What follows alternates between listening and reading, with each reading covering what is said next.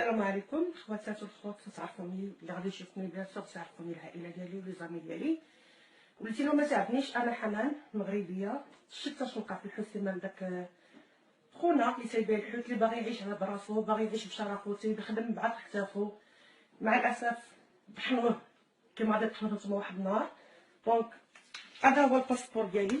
انا مشيت للسفاره باش تنازل على الجنسيه المغربيه، ما بغاش تنازل لي عليها. فوالا الباسبور ديالي الخضر، عندي فيه اقامه دائمه بالدوله البريطانيه كما تتشوفوا.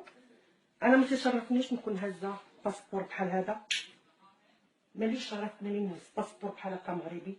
انا لا تيحشم بينا. انا فرحانه بالباسبور ديالي اليوم.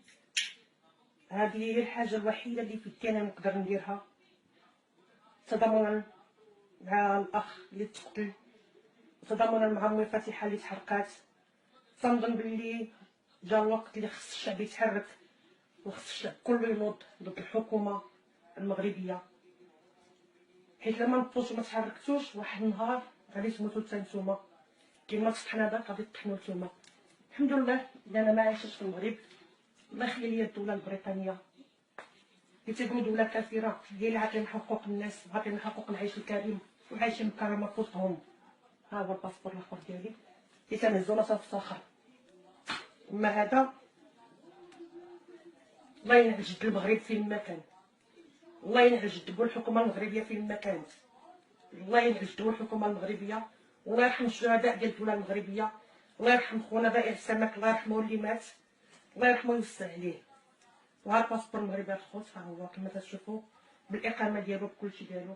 انا حرقته، ولكن خص الشعب يتحرك وخص الشعب يفيق.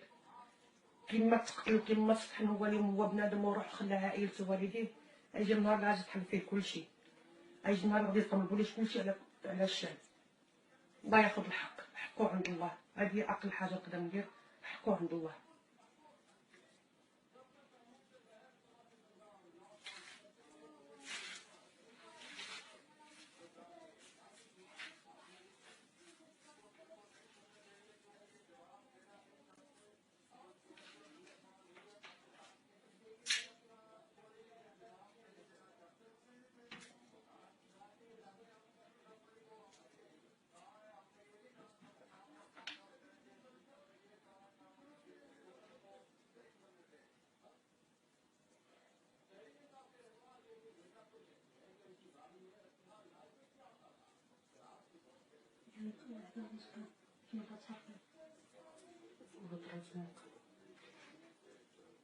ما تصورش داكشي كله، كيتصور كنا مازال فيه.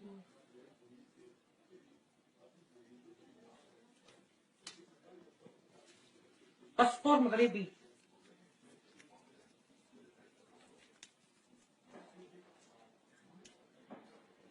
اللي كاتبين فيه الا كلفتي عندك 5 سنين الحبس.